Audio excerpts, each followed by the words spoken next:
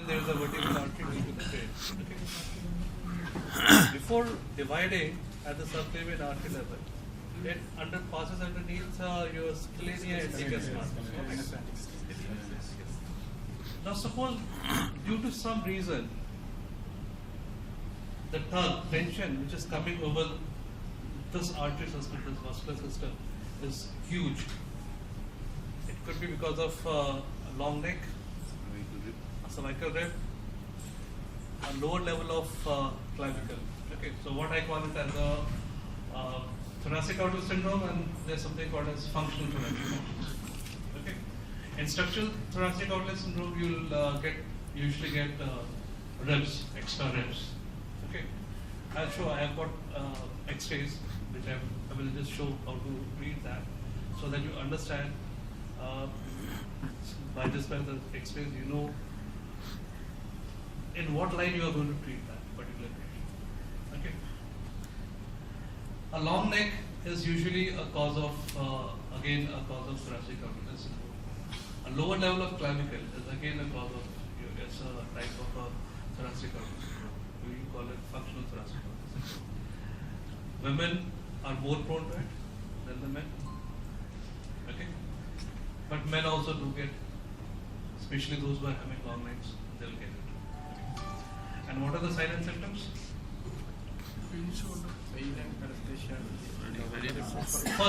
First will be pain. Always pain is there. Okay.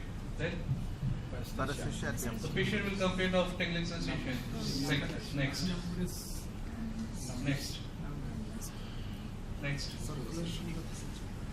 Vertigo. Uneasiness. Low blood pressure. Fluctuation in the blood pressure. Sometimes it is very, very high, sometimes it is very, very low. Okay. Irritability. Highly irritable.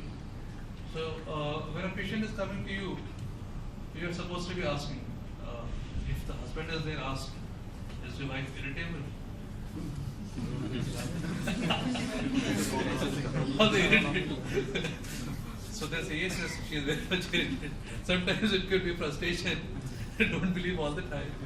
But irritability is a very, very common case. Irritability denotes one thing, that there is a low blood pressure which is lying all the time. Okay. Low blood pressure will cause a lot of irritation among the people. Okay. So it is important that we know how to diagnose it. If a patient is coming, long neck syndrome, ma'am, please, long neck. Ma'am, I have got a long neck.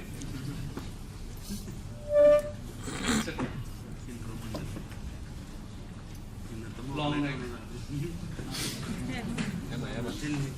So, a person having a long neck inevitably will have some issue with the cervical spine. They will have vertigo issue. They'll have issue with the eyes. There is a burning in the eyes. There will be pain in the neck. There will be pain in the fingers. Okay, these kind of issues are going to be there. Okay, so what we are going to do is we are going to first physically examine and know that yes, this particular case is having a thoracic outlet syndrome. All right. So usually the patient who will be younger, if the patient is young, in 20s, 30s, they are coming to you, believe that they are TUS, largely they will be TUS. What happens before 18 years of age, our bones are not matured. Okay, so they are cartilaginous in nature. So even if scalenia was there earlier, it was soft and mobile. We managed. The girls, our boys, they used to manage. But the moment the bone starts ossifying, it becomes hard. And the compression coming over the blood vessel is so high that it doesn't go away that easily. And that's the age when they start complaining of the pain, of this symptom. 18, 19, 20, that is the age when they start coming. Okay, 25, 30. By the time you can come, naturally, if the cervical rib was there at the age of 18, it's going to stay there at the age of 80 also. But by the time many of them they adjust or they live with it, or they get some other treatment, or there is a postural deviation. They adjust their body in a way that they somehow manage. Okay, but a youngster is coming to you with this kind of symptom. Understand, it is a thoracic outlet. It has to be. It can be a structural. It can be a functional. All right. Now, meanwhile, school-going children also. School-going children, yes. Bad posture. Bad posture. Vertigo will be there. Hyperirritability will be there. Low blood pressure. Muscular symptoms. They are going to be. Sometimes I'll explain. How would you difference vertigo with some osteopathic? Not necessarily, sir. That is the age-related thing. Age-related. That is age-related. Directly. Yeah, that is age-related. If an elderly person is coming, you can say, okay, it can be because of osteophytes and some canal stenosis. But a youngster is coming, there's no reason why that child, young person. Why? Because now even orthopedicians They write CS, yeah. cervical spondylosis, which is a wrong Very diagnosis. wrong. Which is a very, very wrong diagnosis. Orthopedic 23 surgeons. years, 24 years, 22 20 years. years kid is coming, 18-year child is coming, they are writing CS, cervical spondylosis. It is actually a wrong diagnosis. It is never right. Like this. Not itis. It is a thoracic autism. It is not no itis. It is no itis. It could be a postural symptom, postural issue, or a simple thoracic autism. More than the bones, the fibers and The somatic muscle and this structure, one. somatic structures are involved. Alright. So what you are going to do is, and can you please sit straight? First, ask the person to sit straight and straighten the neck. First thing which you are going to notice is a sloping shoulder. Okay, sloping shoulder. If I get the X-ray of this gentle lady today, this level of clavicle is at least going to be on the third or fourth rib, corresponding to third and fourth rib. Ma'am also, third or fourth rib.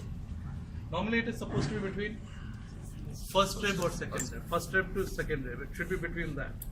But once you see the X-ray AP view, and if the level of clavicle is lower, between second rib, below second rib, third rib, fourth rib, sometimes 5 ribs, then you immediately understand that it is a functional thoracic autism. The level is very, very low. It can be not necessarily just because of low clavicle, it can be because of posture also. If the person is adopting a stooping posture and you are taking the AP view now, then you will be able to see at least 4 or 5 ribs now. Okay, so the clavicle will be corresponding to fourth rib, third rib, fourth rib. A very, very common thing. I'll show in the X-ray how to see it and examine it. All right. Please keep yourself straight.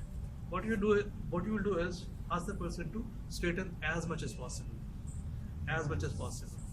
Okay, and then read the pulse.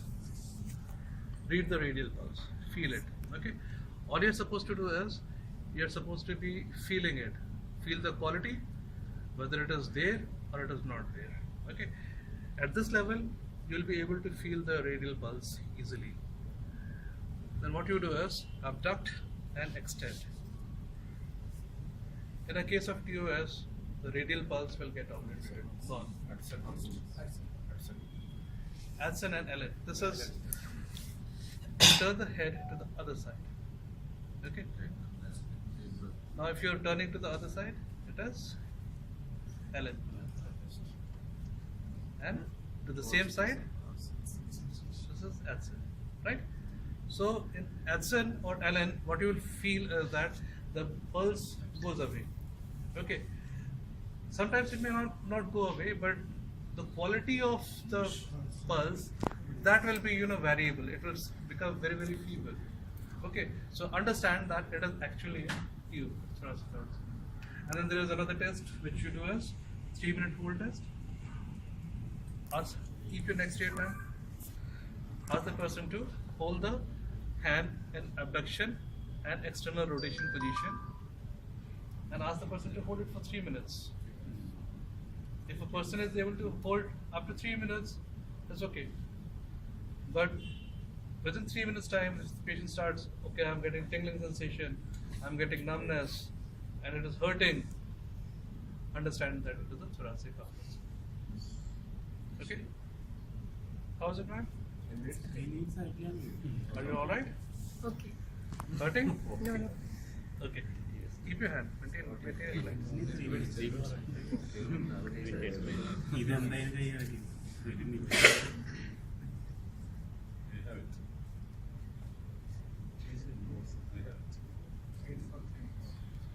TOS. Ma'am is a TOS. I have got